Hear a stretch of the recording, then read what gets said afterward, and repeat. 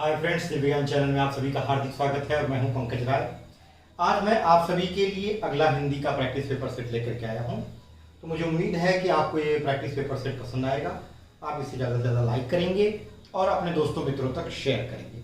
चलिए आज का प्रैक्टिस पेपर सेट स्टार्ट करते हैं। पहला प्रश्न है, रामधारी सिंह दिनकर को किस कृति यानी कौन सी रचना पर साहित्य अकादमी पुरस्कार मिला? तो जान जाइए, उन्हें संस्कृत के 4 अध्याय, ये जो कृति थी उसके लिए साहित्य अकादमी पुरस्कार मिला था। ये आपको बाय हार्ट करना पड़ेगा। अगला प्रश्न है, लता उगती है, लता उगती है यह वाक्य बहुवचन में होगा। अगर इसको बहुवचन में बदला जाएगा तो इसको लताएं करना पड़ेगा, लते नहीं लिखा जा सकता। ठीक है, तो लताएं उगती हैं जो है वो लताएं के अनुकूल बदला गया है। लताएं बहुवचन है इसलिए क्रिया भी बहुवचन में लिखी जाएगी। ठीक है, तो सी विकल्प सही होगा। तीसरा प्रश्न है, इनमें से उच्छिष्ट व्यंजन हैं। आप जानते हैं उच्छिष्ट व्यंजन ट वर्ग में जो ड और ढ है, इनके नीचे डॉट लगा करके अतिरिक्त व्यंजन बनाए जाते हैं और इन दोनों व्यंजनों को उच्छिष्ट व्यंजन कहते हैं। तो सी विकल्प जो है वह सही होगा। ड के नीचे एक बिंदु लगा देने से इसका उच्चारण अड़ हो जाता है और ढ के नीचे बिंदु लगा देने से इसका उच्चारण अढ़ हो जाता है। राम ने रावण को बाण से मारा, इस वाक्य में कारक क्रमशः इस प्रकार है। कारक का क्रम क्या होगा इस वाक्य में? गौर करिए, मारा जो है वो क्रिया है, क्रिया को करने वाला व्यक्ति है राम। तो राम ने रावण को मारा, राम तो कर्ता हो गए। अब देखिए यहां कर्ता की स्टार्टिंग सी और डी दो ही विकल्प में है, तो ए और बी तो पहले गलत हो गया। अब देखिए कर्ता के बाद किसको मारा? रावण को। क्रिया का असर रावण के ऊपर पड़ रहा है इसलिए रावण जो है कर्म हो जाएगा। अब यहां देखिए कर्ता कारक के बाद कर्ण कारक लिखा है इसलिए सी विकल्प गलत हो जाएगा, डी विकल्प सही होगा। कर्ता के बाद कर्म और कर्म के बाद क्या है? किस चीज से मारा? जिस चीज की मदद से क्रिया की जाती है उसे हम कर्ण कारक कहते हैं। तो बाण जो है वो कर्ण कारक हो जाएगा। राम कर्ता, रावण कर्म और बाण कर्ण कारक हो जाएगा। इस तरह से डी विकल्प जो है वो सही होगा। इसमें कारकों का क्रम होगा कर्ता, कर्म और कर्ण। आ जाइए पांचवा प्रश्न, चिंतामणि किसका निबंध संग्रह है? चिंतामणि आचार्य रामचंद्र शुक्ल का जो है वह निबंध संग्रह है, यह आपको याद रखना पड़ेगा। छठवां प्रश्न है, राह खर्च का सही सामासिक विग्रह निम्न में से कौन सा है?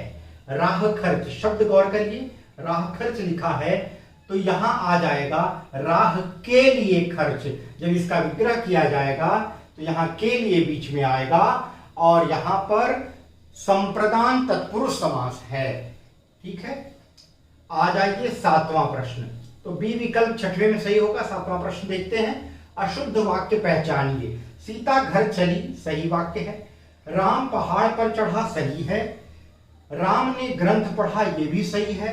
ये तीनों तो सही हैं। हमें क्या पहचानना है? अशुद्ध वाक्य।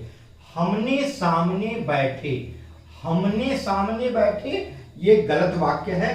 डी जो विकल्प है उसमें अशुद्ध वाक्य लिखा हुआ है। डी देख ले। आज आठवां प्रश्न देखिए, पित्राज्ञा के लिए सही संधि विच्छेद होगा। अब जान लीजिए पित्राज्ञा लिखी गई है। अब यहां क्या है? र में अ की मात्रा लगी है, त्र में तो आधा त और र मिलकर के त्र बनते हैं, उसमें आ की मात्रा लगी है। अब यह सिचुएशन कब होती है? जब र होता है, बीच में र की उत्पत्ति होती है। तो आप एक नियम जानते होंगे कि अगर री के बाद कोई भिन्न स्वर आए तो री का र हो जाता है। ठीक है, री के बाद अगर कोई भिन्न स्वर आए तो री का र हो जाता है। अब यहां देखिए त में री लगी है, इस री के बाद भिन्न स्वर आ आया तो ये री जो है, ठीक है, इसकी जगह पर क्या हो जाएगा? आधा र हो जाएगा। अब बचा क्या? पी और आधा त बचा। आधा त के बाद फिर आधा र आएगा। ठीक है, अब इस आधे र में जब आ लगेगा तो ये रा हो जाएगा, लेकिन आधा त और र मिलने की वजह से संयुक्त अक्षर त्र हो जाएगा और त्र में आ की मात्रा लगेगी, इसलिए पित्राज्ञा होगा। तो ये कौन सी संधि हुई? यहां यण संधि है मित्रों, ठीक है, डी विकल्प सही है। यण स्वर संधि है क्योंकि देखिए यहां री स्वर है अंतिम वर्ण और दूसरे शब्द का पूर्व वर्ण यानी पहला वर्ण जो है वो क्या है? यह भी स्वर है आ। तो री भी स्वर और आ भी स्वर, दोनों तरफ स्वर है तो स्वर संधि होगी। लेकिन कौन सी स्वर संधि होगी? यण स्वर संधि। यण स्वर संधि के अनुसार पितृ जमा आज्ञा बराबर पित्राज्ञा होता है। 9वें प्रश्न में आ जाते हैं। अनुपम का पर्यायवाची शब्द है। स्वर्गीय अनुपम का पर्यायवाची हो ही नहीं सकता। अनुपम यहां अन उपसर्ग लगा है, उपमा है, ठीक है। अब देख लीजिए अन उपम, अन। अब गौर करने वाली बात है जिसकी उपमा न दी जा सके, यानी जो स्वर्गीय है ऐसी बात नहीं, जो लौकिक है वह भी नहीं, जो पार्थिव है वह भी नहीं हो सकता, ठीक है। अद्वितीय यानी जो जिसका कोई दूसरा रूप ना हो, जिसके जैसा कोई दूसरा ना हो उसको अद्वितीय कहते हैं और उसी को हम अनुपम कहते हैं। तो अनुपम का पर्यायवाची शब्द अद्वितीय हो, सही होगा, डी विकल्प सही है।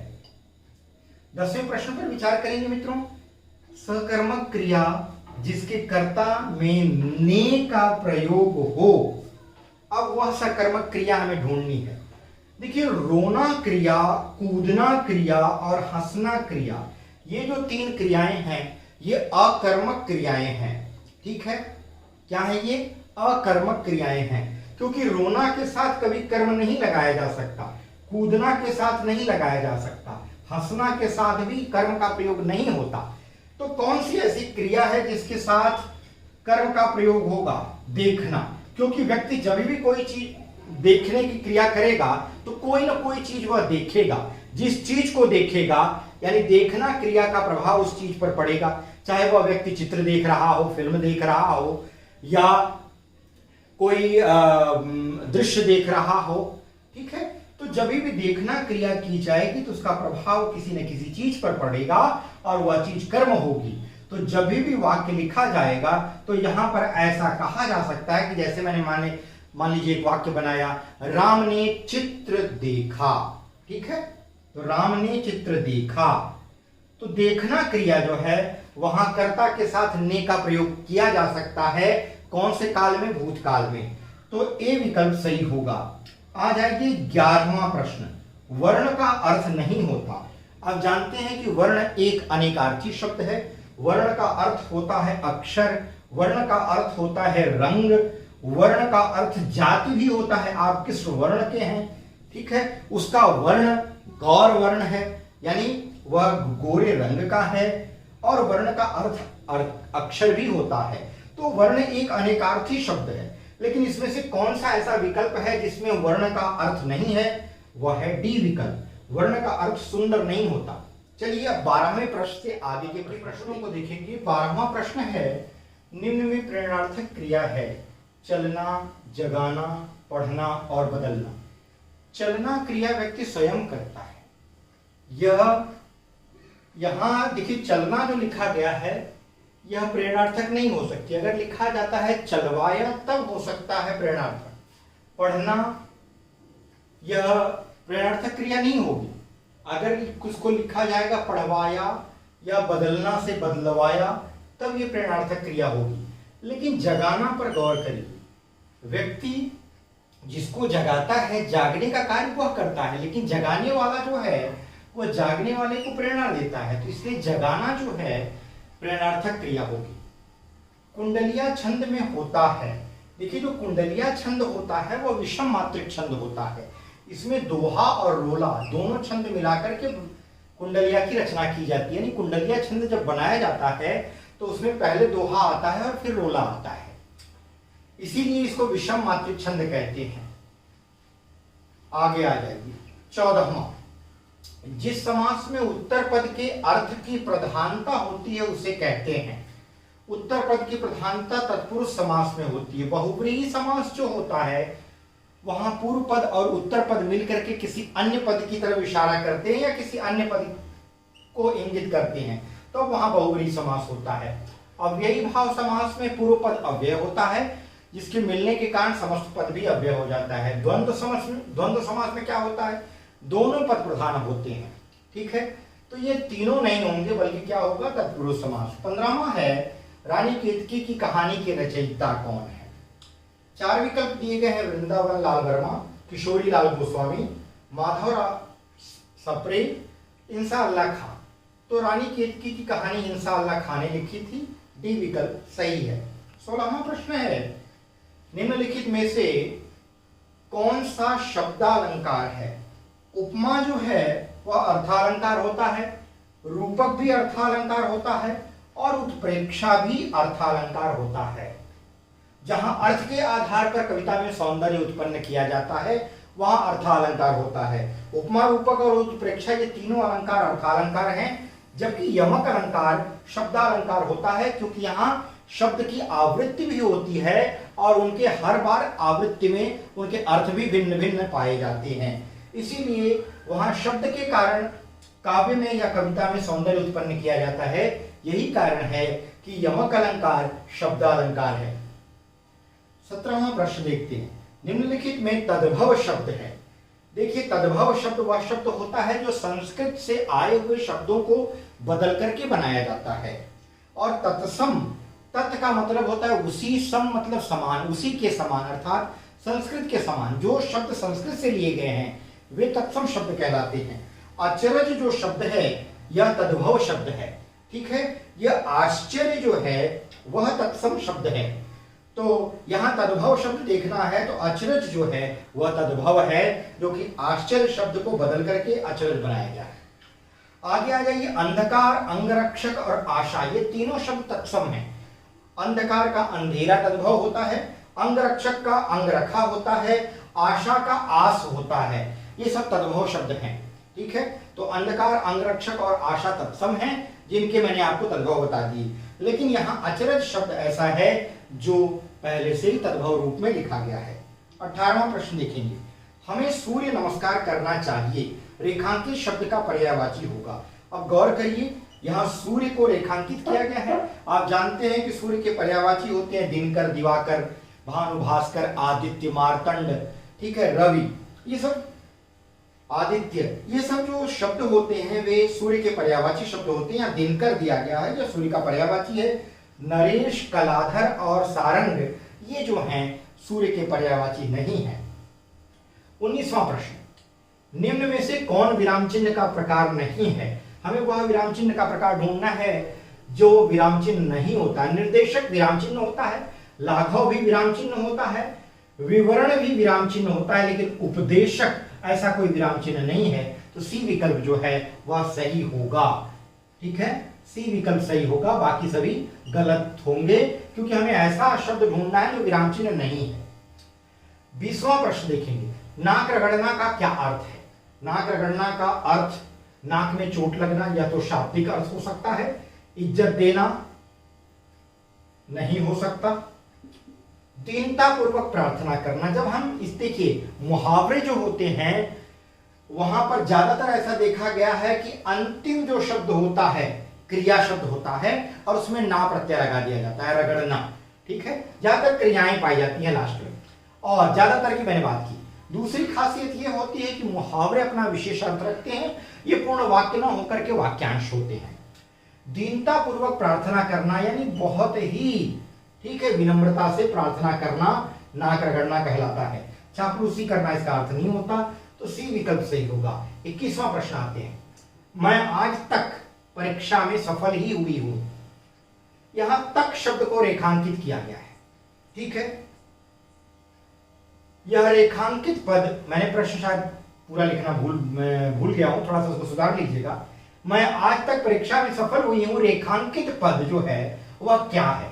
यहां रेखांकित पद है तक। तक क्या है, अक्सर हम बात करते हैं वह आज तक बहुत कठिन परिश्रम करता रहा, तो ये तक जो लगाया जाता है ये क्या है।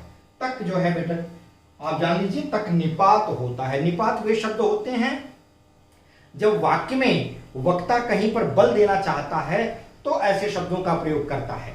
जिन शब्दों का वह प्रयोग बल देने के लिए करता है बात पर, उन्हीं शब्दों को हम निपात कहते हैं। जैसे रमेश भी विद्यालय जाएगा, यहां जो भी कहा गया, ठीक है, वह निपात है। ऐसे ही राम ही पुस्तक पढ़ेगा, ही भी इत्यादि जो शब्द होते हैं वे निपात होते हैं और इनके द्वारा ही हम किसी चीज पर बल देते हैं। तो ये विशेषण नहीं है, सर्वनाम नहीं है और संज्ञा नहीं है। आगे आ जाइए 22वां प्रश्न। जो शब्द क्रिया की विशेषता बताएं उसे डैश कहते हैं। उसे क्या कहते हैं? क्रिया की विशेषता बताने वाले शब्दों को हम जानते हैं कि उन्हें हम क्रिया विशेषण कहते हैं, और जो शब्द संज्ञा या सर्वनाम की विशेषता बताते हैं उन्हें हम विशेषण कहते हैं। तो विशेषण और क्रिया में यही, क्रिया विशेषण में यही फर्क है कि विशेषण संज्ञा और सर्वनाम की विशेषता बताता है और जबकि क्रिया विशेषण क्रिया की विशेषता बताता है। 23वां प्रश्न देखते हैं। मानसिक एवं शारीरिक कष्ट द्वारा उत्पन्न शिथिलता, शिथिलता का मतलब होता है ढीलापन। मानसिक एवं शारीरिक कष्ट द्वारा उत्पन्न शिथिलता को क्या कहते हैं? तो जब मानसिक और शारीरिक दोनों कष्टों के द्वारा शिथिलता उत्पन्न होती है तो उसे हम क्या कहते हैं? मोह नहीं, ग्लानि नहीं, आवेग नहीं, उसे हम असूया कहते हैं। क्या कहते हैं? असूया। अब हम 24वें प्रश्न से 30वें प्रश्न, चलिए दोस्तों अब 24वें प्रश्न को देखेंगे। 24वां प्रश्न है, वर्ण तालिका के अनुसार ह्रस्व, दीर्घ और प्लुत क्या है? ह्रस्व, दीर्घ और प्लुत ये स्वरों के प्रकार हैं, ठीक है। उच्चारण के आधार पर यानी मात्रा के आधार पर अगर हम देखें यानी समय के आधार पर, तो ह्रस्व, दीर्घ और प्लुत ये स्वरों के प्रकार माने जाते हैं या हैं, आप कह लीजिए, माने क्या जाते हैं? 25वां प्रश्न, काम शुरू होते ही बाधा आना अर्थ के लिए सही मुहावरा है। अब देख लीजिए, सिर पर भूत सवार होना नहीं, काम शुरू होते ही बाधा आना, सिर मुड़ाते ही ओले पड़ना, अर्थ के लिए सही मुहावरा यही है। काम शुरू होते ही बाधा जब आती है तो हम उसको मुहावरे के रूप में कहते हैं कि सिर मुड़ाते ही ओले पड़ने लगे, ठीक है। तो बी विकल्प सही होगा। सिर पर पांव रखकर भागना या सिर पर खून सवार होना ये मुहावरे प्रयोग नहीं होते। 26वां देखते हैं, रत्नाकर का संधि विच्छेद होगा। रत्नाकर देखिए यहां पर आ की मात्रा लगी है यानी दीर्घ संधि है, तो रत्न जमा आकर होगा। रत्नाकर न के अंदर का अ और यहां दूसरे शब्द का पहला अक्षर वर्ण आ मिलकर के आ मिलकर के आ बना रहे हैं, तो रत्न जमा आकर बराबर रत्नाकर होगा। 27वां देख लीजिए, पुल्लिंग स्त्रीलिंग का कौन सा जोड़ा सही नहीं है? देव देवी सही है, मामा मामी भी सही है, गधा गधी भी सही है, लेकिन कांत कांति नहीं होती बल्कि कांत कांता होता है। तो यहाँ स्पेलिंग मिस्टेक है, इसलिए यहाँ आपको क्या कहा गया है? पुल्लिंग स्त्रीलिंग का कौन सा जोड़ा सही नहीं है? तो कांत कांति जो है यह सही नहीं है, बाकी सभी सही है। 28वां प्रश्न है, वर्तनी की दृष्टि से कौन सा शब्द सही है? वर्तनी की दृष्टि से कौन सा शब्द सही है कहा जा रहा है? स्वातंत्र। यह देख लीजिए, स्वातंत्र में सब कुछ सही लिखा गया है, त्र जो है वो पूरा लिखा गया है, जबकि स्वातंत्र की स्पेलिंग में त्र जो होता है वो आधा होता है। बी विकल्प सही होगा, बाकी सारे विकल्प गलत हैं। आगे आ जाइए 29वें में, हिंदी में कारक की संख्या कितनी है? हिंदी में मित्रों कारक की संख्या 8 होती है। कर्ता, कर्म, करण, संप्रदान, अपादान, संबंध, अधिकरण और संबोधन। 30वां प्रश्न, उत्कृष्ट का निम्न में से कौन सा सही विलोम शब्द होगा? उत्कृष्ट का सही विलोम शब्द है निकृष्ट, और इसकी स्पेलिंग पर भी गौर कर लीजिए, यही इसकी स्पेलिंग है। डी विकल्प सही होगा, बाकी सारे विकल्प गलत हैं, क्योंकि यहां पर कहीं पर स्पेलिंग गलत है तो कहीं पर कुछ अलग ढंग से लिखा गया है। मित्रों, मैं समझता हूं आज का यह प्रैक्टिस पेपर सेट आपको बहुत पसंद आएगा। बहुत जल्दी हिंदी साहित्य की वीडियो लेकर के मैं आने जा रहा हूं, इसलिए अपने दोस्तों, मित्रों, सगे संबंधियों से कह दीजिए कि वो तैयार बैठें। और ये वीडियो अगर आपको पसंद आई है तो अपने सारे दोस्तों मित्रों और पहचान वाले अन्य विद्यार्थियों तक इसे पहुंचाइए ताकि इसका लाभ वे भी ले सके। अगली वीडियो में एक नए विषय के साथ मैं आपसे फिर मिलूंगा। तब तक के लिए बहुत बहुत धन्यवाद।